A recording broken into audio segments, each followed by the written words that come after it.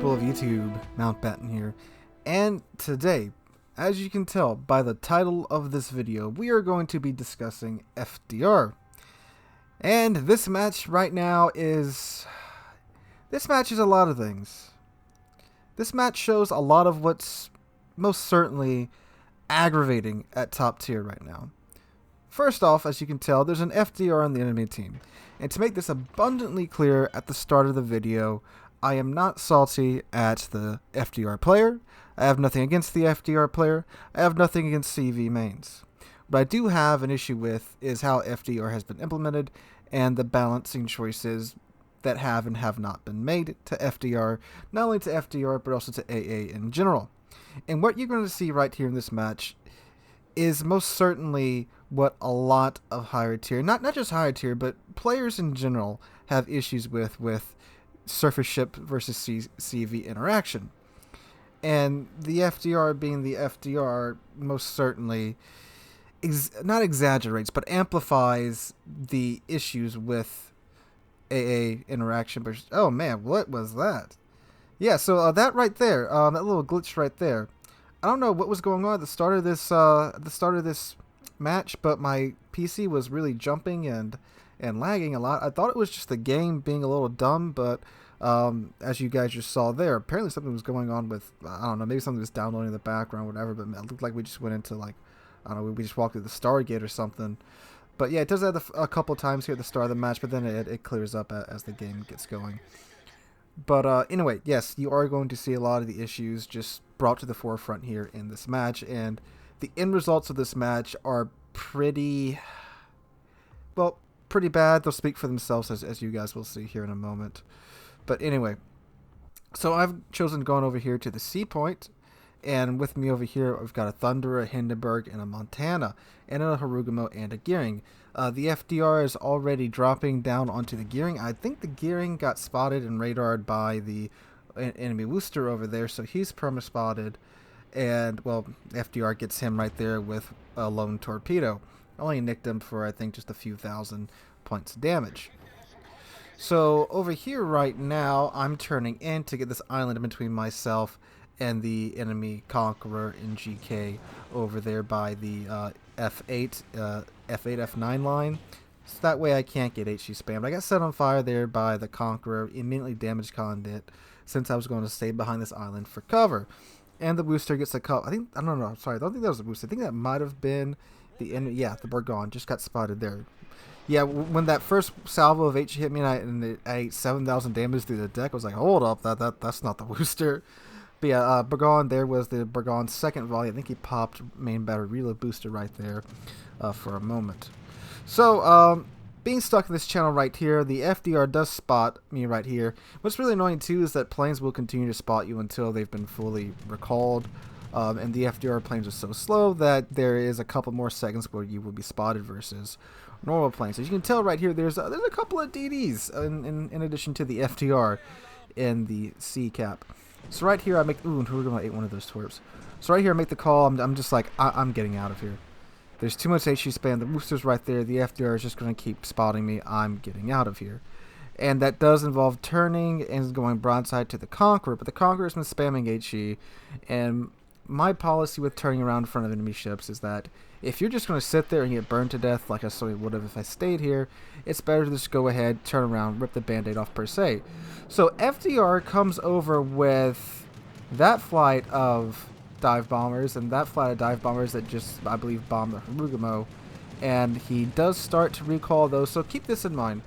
He just flew over a Harugumo, a Hindenburg, a GK, a Thunderer, and a Montana. He got away with almost that whole squadron intact. I think he lost a couple of planes there. And by a couple, I think maybe 3 or 4.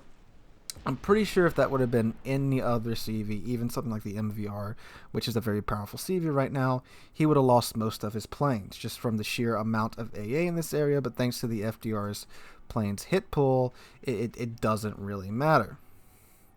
So right now, the FDR is also still keeping me spotted by that fighter that's freaking 8 kilometers away from me.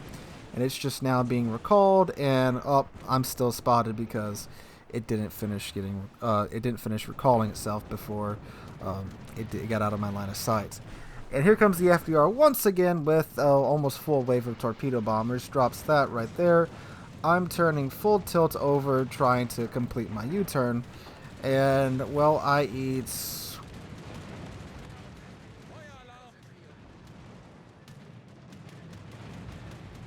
one on the stern, that breaks the rudder. Get Bismarck there. 2 on the stern. 3 on the stern. Okay. I haven't fired a single shot yet this match. At all. I'm already down to 44,000 health. And I keep turning here because the FDR planes are right there. I'm trying to get my stern turned in toward them, and I eat another one of FDR's torpedoes. That one's kind of on me, but the choice was either continue to show broadside to the FDR tort planes or get my stern already faced toward them. So here he comes again with his run. My stern is faced that way, and he would have to maneuver in order to get me again. So again, keep in mind, he's in the AA of a Montana, a Thunderer, and a GK, and a Hindenburg.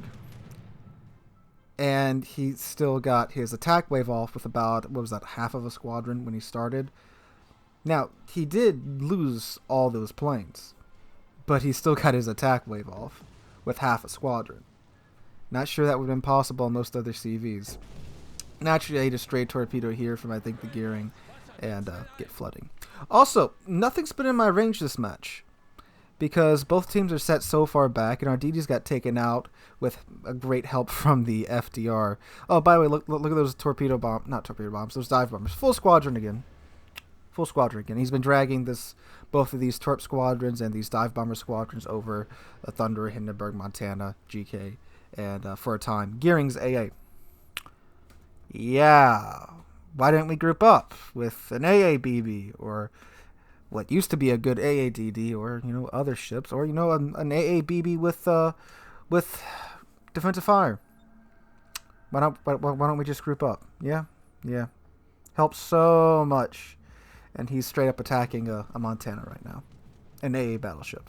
Granted, I don't know the Montana's build, but Montana still does have pretty good AA. And now he's flying over a Thunderer, which I'm pretty sure has his DFAA on. So I was going to head down south, but that's a death sentence right now. There's a bit of a gap in between me and the next set of ships over that are cowering behind the C4 line because, well, what are they going to do? You can't go off by yourself. You can't move around because you're going to get struck and just dunked on. So look at this too. This is great. So FDR coming back around with his dive bombers.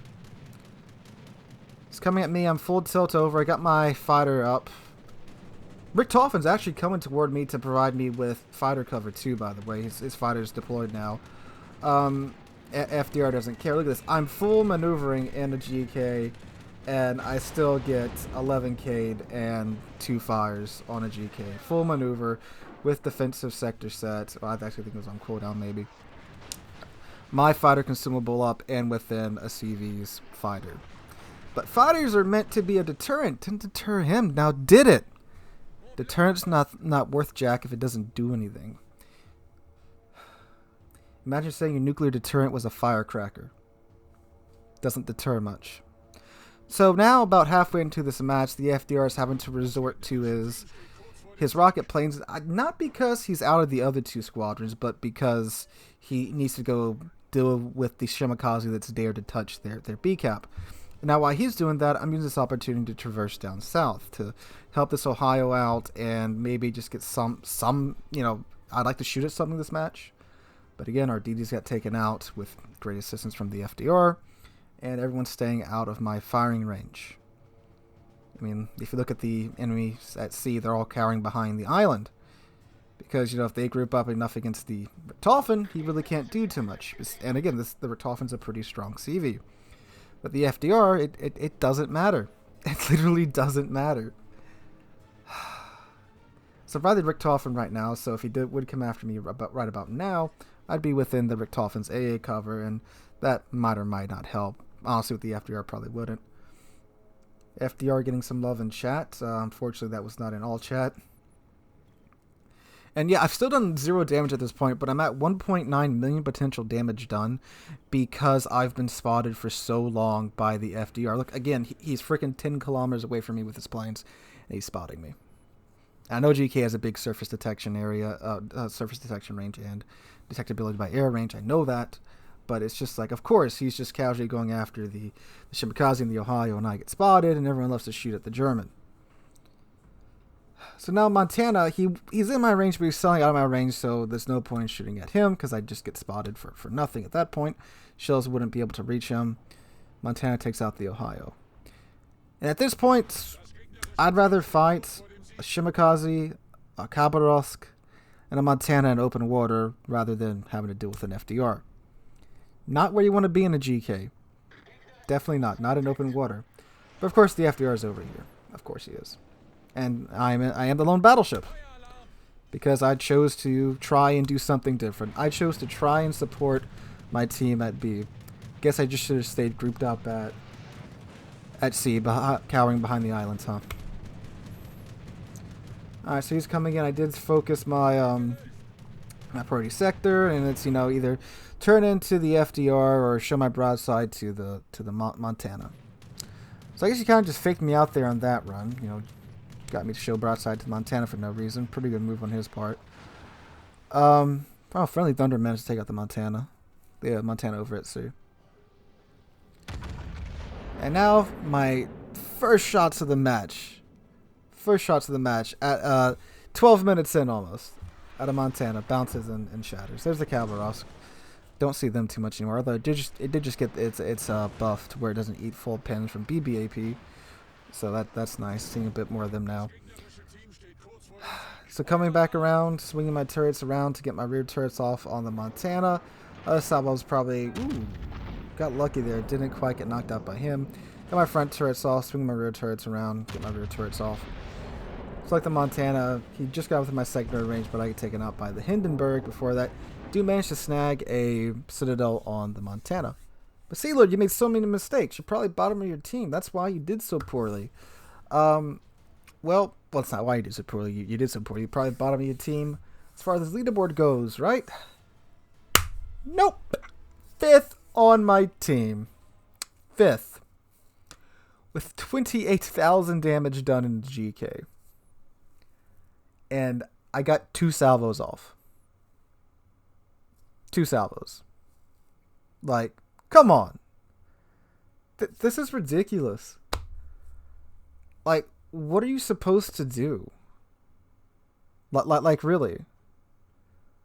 Literally, on a stack of 4 ships, a third of my team.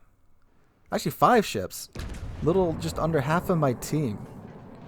And they can't do anything to seriously hamper the FDR's ability to strike us?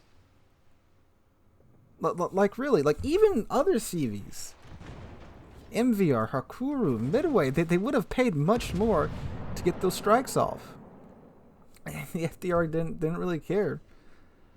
Like, what are you supposed to do? Like the fighters that don't respond in time. Your AA doesn't tickle the planes enough to do anything. The only way we actually took out more than a few planes because he literally stayed within our AA for like a solid minute or two with his torpedo bombers, with half a squadron of torpedo bombers. Like, this is ridiculous. I mean, I know people hate and think that I just hate on CVs all the time. Like, look, again, like I've said before, I've even brought it up in this video. Not every CV is like this. It's mainly just FDR. And keep in mind, if it's this bad in random battles where you have 12 ships on a team and you can afford to just sit on top of 5 ships and it still does that. Imagine this in clan battles where map control, positioning, setting up crossfires is everything. It's everything in clan battles. And you guys saw, I tried to move. I tried to go help out the southern flank, but little southern flank we had left. And I got punished for it. For trying to help out a flank. Just moving to help out a flank. Because I dared to leave a clump of ships that, well, wasn't really doing anything in the first place. And I know, I made mistakes. I made plenty of mistakes in that clip. But it just really shows, like, how frustrating it can be. You can't make a mistake around the FDR. You can't even leave your team. Like, it's so ridiculous. Again, not that really leaving your team or sitting there with your team appears to do anything to the FDR. It's, God, this ship is busted. It's a steel ship and a reward ship, so I don't know how willing Wargaming would be to change it, but come on, like, something's got to be done about this. Like, you know, even in most matches where you're losing and losing badly, there's still an opportunity to have fun. You can do something dumb. You can rush a ship, you can rush a flank, you can have some type of dumb fun, because you can still do something. But I literally couldn't do anything. And apparently, everyone below me could do way less. I did 28,000 damage in a tier 10 game. And I was 5th on the team. And I don't think it's from all the potential damage, because you barely get rewarded for that in the first place. Like, that's utterly ridiculous. Anyway, I'm done with Water Warships for today. That was, I just wanted to record some background footage for a different topic, but I had that happen, and I just want to share that with you guys. Let me know what you guys think in the comments down below. If you enjoyed the video, drop a like and subscribe to the channel. We're moving on our way now to 25,000 subs. Just past 20,000 not that long ago. Cannot thank you guys enough for that. Hope you guys are having a wonderful Wednesday. Hope to catch you guys in the next one.